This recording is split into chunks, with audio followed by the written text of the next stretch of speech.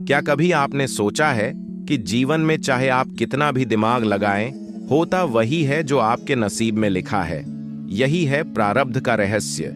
यह आपकी सोच को मोड़ देता है, आपके कदमों को वहीं ले जाता है जहां आपके पिछले कर्मों ने रास्ता तय किया है। आज हम इसी गहरे विषय पर बात करेंगे, कैसे प्रारब्ध आपके दिमाग को घुमा देता है और कैसे सब कुछ अपने समय पर ही होता है। यह सिर्फ किस्मत की बात नहीं है, यह कर्मों का एक गहरा विज्ञान है जो हमारे जीवन की दिशा तय करता है। चलिए इसे एक कहानी से समझते हैं। एक बहुत बड़ा व्यापारी था जिसके पास सब कुछ था, धन, दौलत, सम्मान। उसने अपने बच्चों के लिए, अपने भविष्य के लिए बड़ी बड़ी योजनाएं बना रखी थीं। उसे अपने दिमाग पर, अपनी काबिलियत पर बहुत घमंड था। वह मानता था कि वह जो चाहे कर सकता है। लेकिन एक दिन अचानक सब कुछ बदल गया। उसे व्यापार में ऐसा घाटा हुआ जिसकी उसने कभी कल्पना भी नहीं की थी।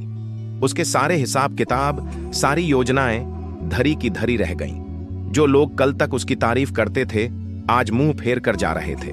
वह समझ नहीं पा रहा था कि आखिर गलती कहां हुई। उसने तो हर कदम सोच समझकर उठाया था। थक हार कर वह एक संत के पास पहुंचा। उसने संत से पूछा, महाराज, मैंने तो अपनी बुद्धि का पूरा इस्तेमाल किया, हर चीज की योजना बनाई, फिर भी मेरे साथ ऐसा क्यों हुआ? मेरी सारी मेहनत पानी में क्यों मिल गई? संत मुस्कुराए और बोले, पुत्र, तुमने अपनी बुद्धि का इस्तेमाल किया, यह बहुत अच्छी बात है, लेकिन तुम एक चीज भूल गए, प्रारब्ध। तुम्हारे पिछले जन्मों के कुछ ऐसे कर्म थे जिनका फल तुम्हें इस समय मिलना तय था। उस फल को देने के लिए ही प्रारब्ध ने तुम्हारी बुद्धि को इस तरह से घुमाया कि तुम वही निर्णय लो जो तुम्हें इस परिणाम तक पहुंचाए। थक हार कर वह एक संत के पास पहुंचा। उसने संत से पूछा, महाराज, मैंने तो अपनी बुद्धि का पूरा इस्तेमाल किया, हर चीज की योजना बनाई, फिर भी मेरे साथ ऐसा क्यों हुआ? मेरी सारी मेहनत पानी में क्यों मिल गई? व्यापारी हैरान रह गया। उसने कहा, इसका मतलब मेरी बुद्धि मेरे नियंत्रण में नहीं है।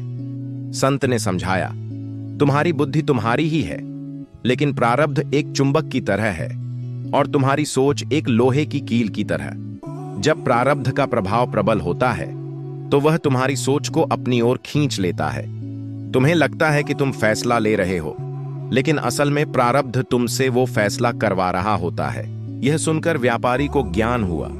उसे समझ आया कि हम सिर्फ कर्म करने के अधिकारी हैं, फल हमारे हाथ में नहीं है।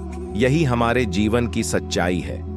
हम सब अपनी अपनी योजनाओं में व्यस्त हैं। मुझे यह बनना है, मुझे वह पाना है, मेरा भविष्य ऐसा होना चाहिए।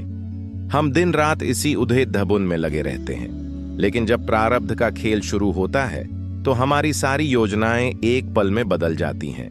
आपने देखा होगा, कभी कभी कोई व्यक्ति बहुत सामान्य होता है, लेकिन अचानक उसे ऐसी सफलता मिलती है जिसकी किसी ने उम्मीद नहीं की होती। और कभी कभी कोई बहुत प्रतिभाशाली व्यक्ति भी संघर्ष करता रह जाता है। यह सब प्रारब्ध का ही खेल है। इसका मतलब यह नहीं है कि हम कर्म करना छोड़ दें। नहीं, कर्म करना हमारा धर्म है, हमारा कर्तव्य है। गीता में श्री कृष्ण ने भी यही कहा है, कर्मण्येवाधिकारस्ते मा फलेषु कदाचन। यानी तुम्हारा अधिकार सिर्फ कर्म करने पर है, उसके फल पर कभी नहीं। तो हमें करना क्या चाहिए? हमें अपना हर काम पूरी लगन, पूरी ईमानदारी और पूरी मेहनत से करना चाहिए।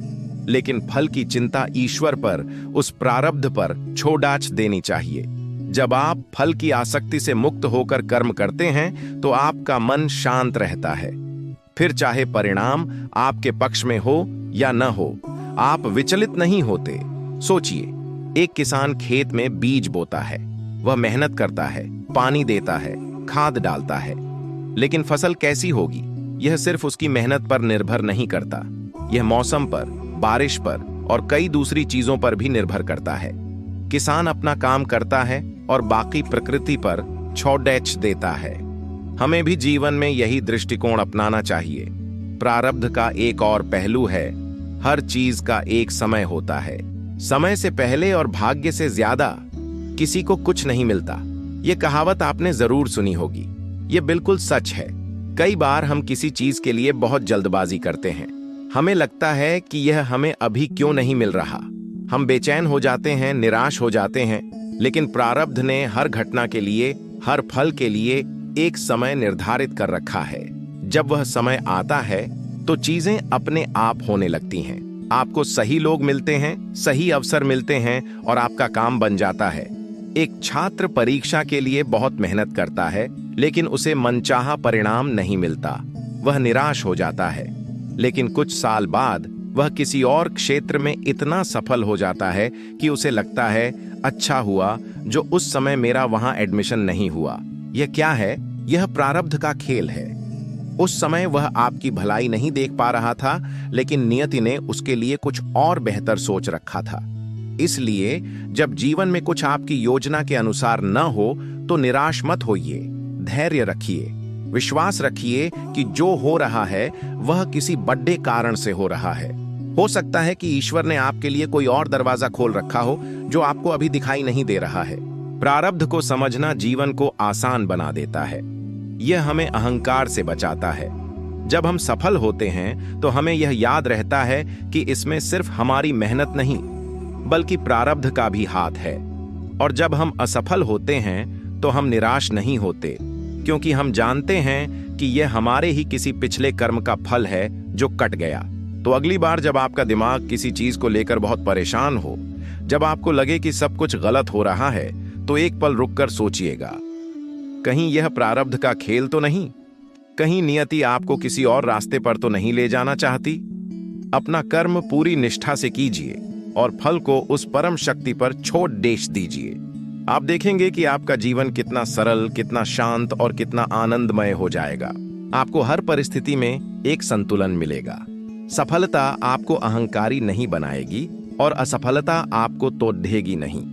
यही प्रारब्ध के रहस्य को समझकर जीने की कला है। यह ज्ञान हमें सिखाता है कि हम इस ब्रह्मांडीय नाटक में सिर्फ एक पात्र हैं। हम अपनी भूमिका निभा रहे हैं, निर्देशक कोई और है।